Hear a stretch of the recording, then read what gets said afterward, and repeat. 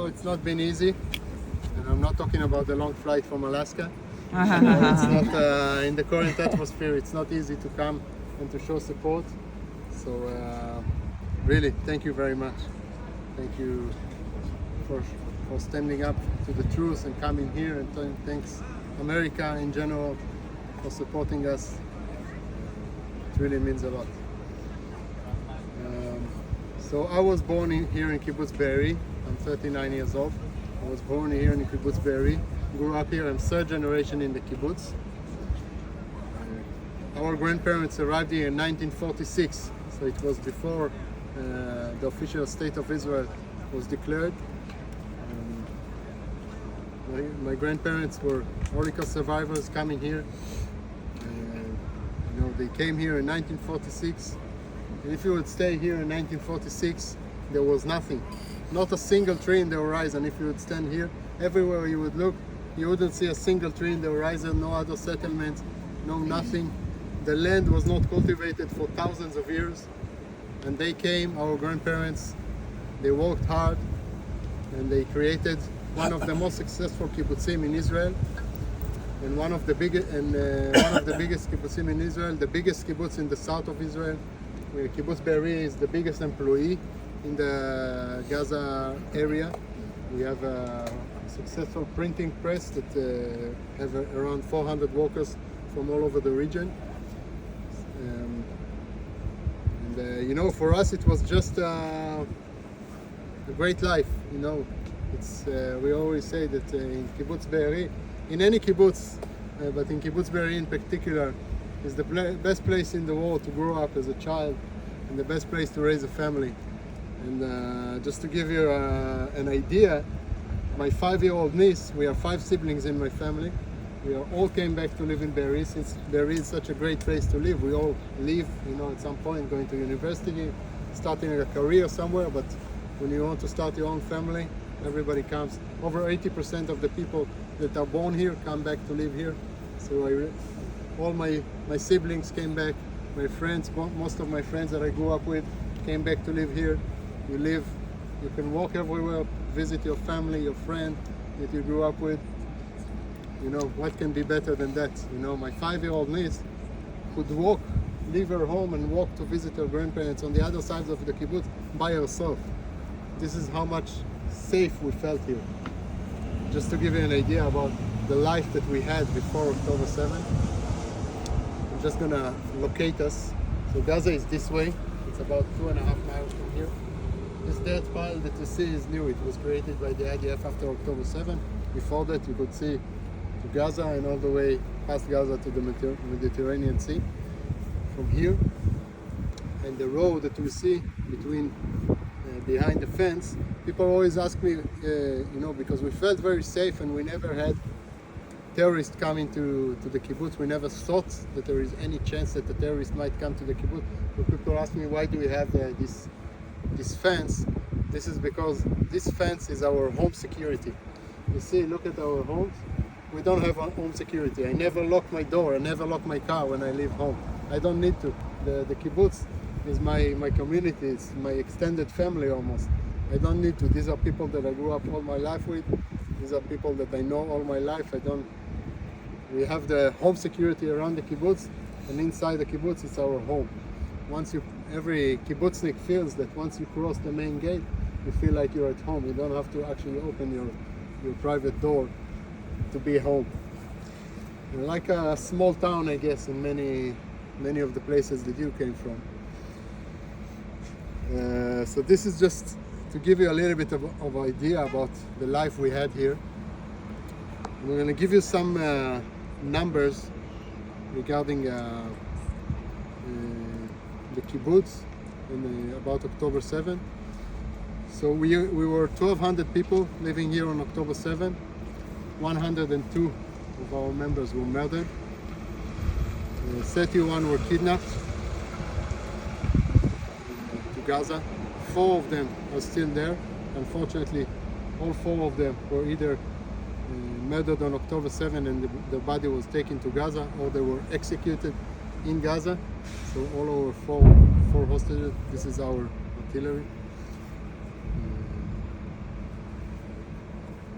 So all of our hostages, unfortunately, are no longer alive. Except for the 102 members of Be'eri that was murdered. Another 36 soldiers and policemen were killed in the battles in Be'eri. The battle in Be'eri was the biggest and the longest battle of all the battles on October 7. Just to give you an idea, between 450 to 600 terrorists were in Be'eri alone. This is a 2-mile diameter of a community. Just to give you the idea of how many terrorists we had here. Be'eri is not the closest community to the Gaza Strip, but because we were a big, successful community, we were a symbol of strength, of success, and this is why they came first to Be'eri. They came to Be'eri first with the highest number, with the most special forces of Hamas came to Be'eri. They came from this road over here. They broke the fence right there. This road, if you would go on this road, in 5-minute drive, you are in the Netzarim corridor. This is the road, now the road that separates northern Gaza Strip to the southern Gaza Strip. Just in front of us, a little bit to the north, is the Gaza city, really not far from here.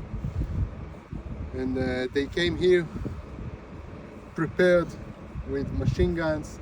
We saw the videos, pickup truck, machine guns, RPG launchers, grenades, bombs, and each of these pickup truck had thousands of, even tens of thousands of bullets. They were prepared for a long battle, and the fighting in Be'eri alone lasted for 3 days, until from Saturday morning, 6:30 a.m. when everything started, until Monday in the afternoon.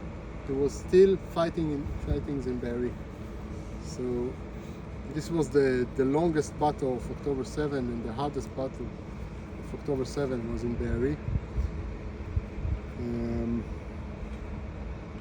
The terrorists came, they broke the fence right there on the corner.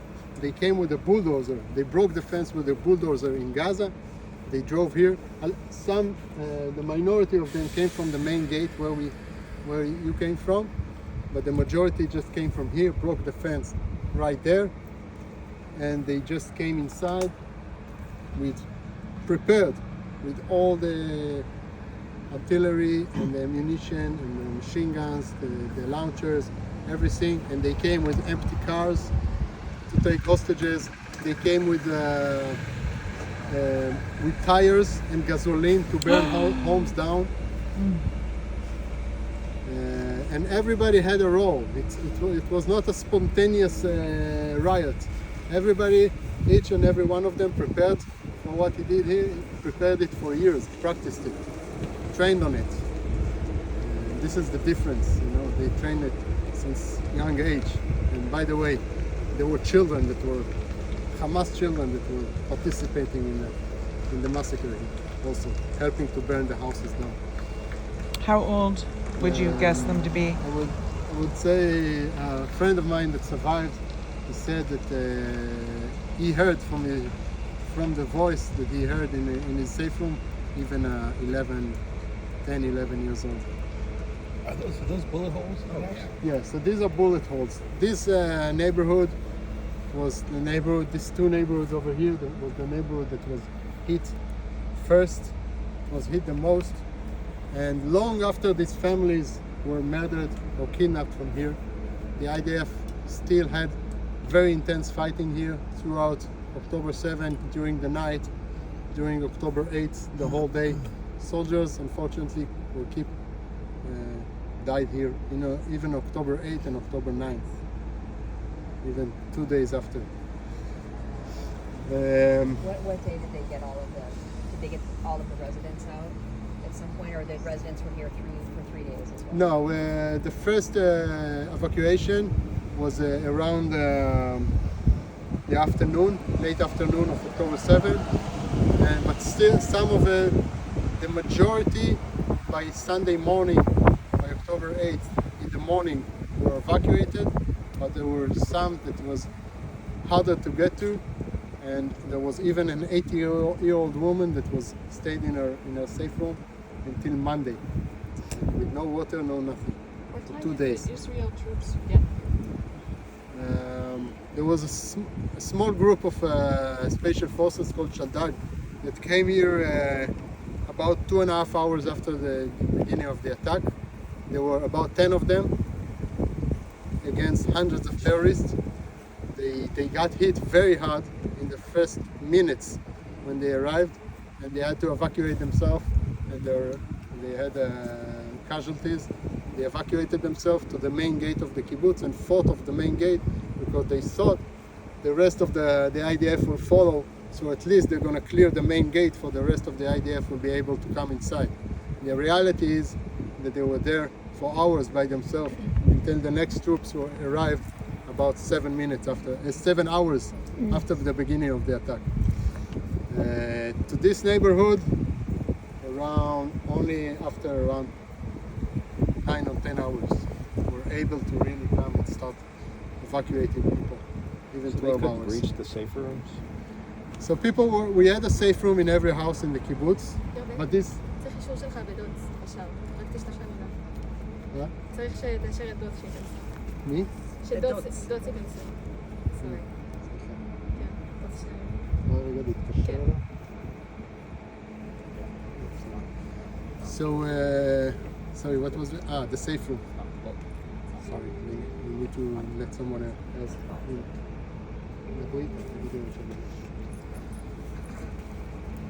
So we had a safe room in every house in the kibbutz. It was built about 15 years ago by the government. All the government, everyone that is less than 5 miles from the border of Gaza, had the government was building a safe room. But this safe room was built for rockets. So first of all, there's no lock on the doors. So everything started with a rocket attack. We thought it's just a rocket attack. So everybody went into the safe rooms. But this safe room, first of all, the door doesn't have a lock. So when the terrorists came inside, it was an arm wrestle on the handle. We had to fight for the handle. The father of the family would fight for the handle against the terrorists. So it was an arm wrestle. Who was stronger? If it was stronger than the terrorists, they managed to hold it on. If not, the terrorists could break inside. And what we didn't realize at the beginning, because we never thought that we need to think about, and the terrorists didn't even realize it at the beginning, is that the door is not bulletproof. So they first fought for the handle, but later on they passed on in the radios that the door is not bulletproof. So the father and the son were holding the doors I'm getting when shot. the terrorists got shot them, and murdered them through the door. And this is what happened in many of the homes over here. I'm gonna go and visit some of the homes. I'm gonna tell their stories. I'll share my personal story later, and then we'll have time for questions. What is the writing on this house? It looks like the roof is recently. Sorry? The roof, is this recent? That the roof was No, it was messed up, or because was it during, or was this I roof? think it was. I'm not exactly sure. It just looks fresh. No, it's not fresh. I think it's just maybe it's fresh. It might be that even maybe the terrorists broke it to make a bullet like place for shooting all the soldiers later when they arrived. Who knows? What is the writing on the wall?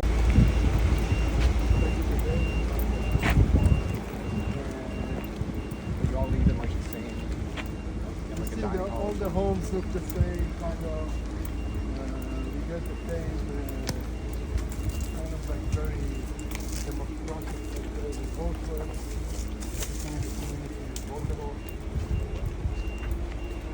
So some work in the field, some work in the factory, some work anywhere.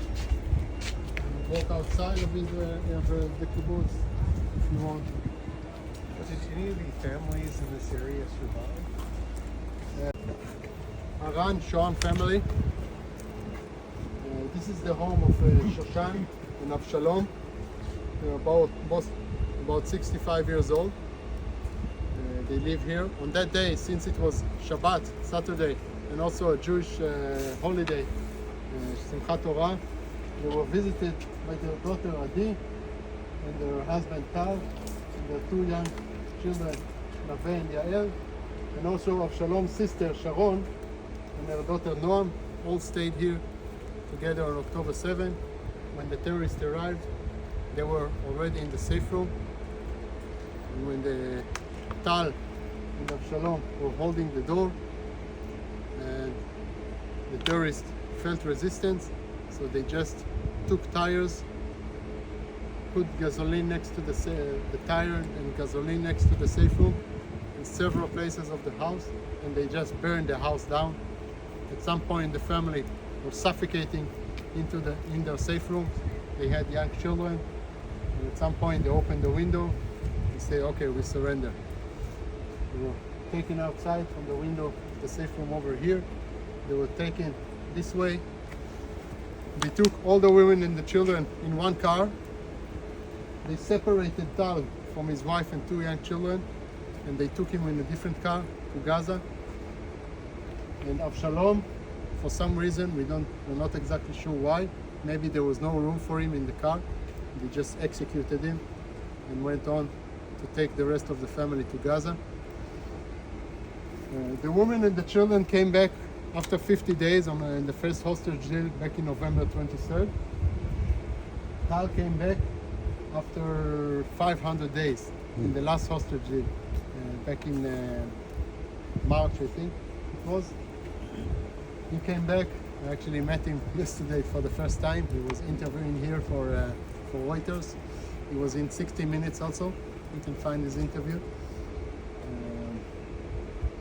This is, and as I said, except for 102 members of the kibbutz, it was murdered here. 36 soldiers and policemen were also killed. Unfortunately, this home, long after this family was kidnapped from here, this home was still a battlefield, and the soldiers, a lone soldier from France, his name is Eli, was killed here in the battles. You can come inside.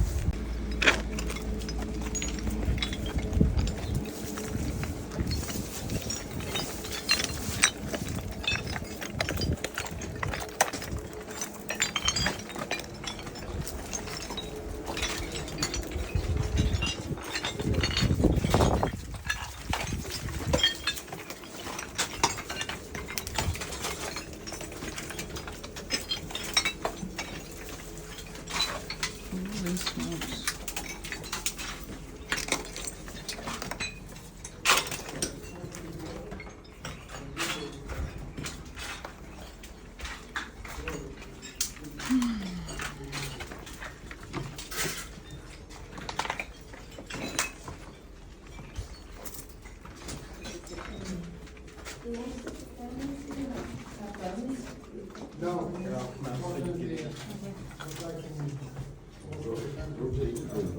in Israel it's not so easy to own a gun, especially a rifle. I'll talk more about it later when we talk to the. This is safer. Yeah, this is the safe room.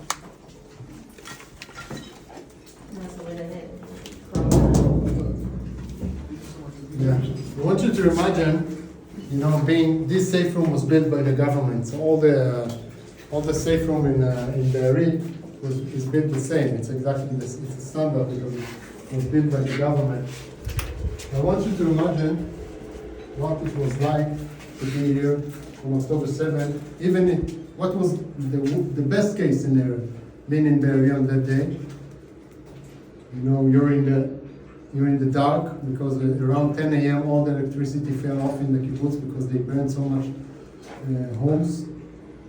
You don't have water, you don't have food, you don't have bathroom, you're with your children.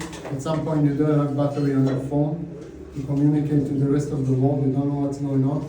Everything you do is you listen outside to hear if you hear Hebrew or only Arabic. And this is when you know that the IDF arrived. Is this fan melted? Yeah, it was melted from the heat. You can see that even when the door was closed and the home was burned from the outside, it was still so much Was there penetrating are there inside. provisions made for the windows? Sorry? Are there?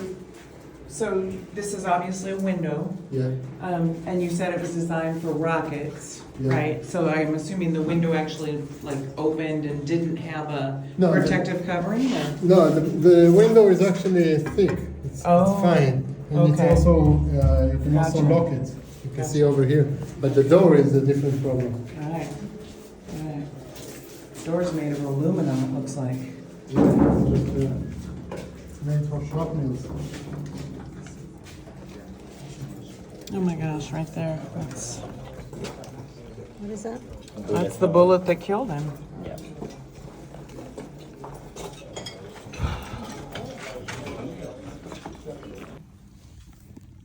So I told you before we are a family of 5 siblings. I was actually not here on that day. I had a friend that was supposed to get married, so we went camping on the beach. This is our way to do bachelor party, just camping on the beach for 3 nights, in, next to Ashdod, which is north of here, a bit south of Tel Aviv. So it's about 51-hour drive from here. And I was part of the security team of the kibbutz for the past 7 years. And what we always trained on is the part of the security team. So the security team of the kibbutz, unfortunately, in Israel, not like from majority of the countries, the states that you come from, it's not so easy to own a rifle. You have to have some kind of a position in the IDF to own a rifle. I think if we would, maybe it would look very different what happened here on October 7th. So don't give up this right. Right.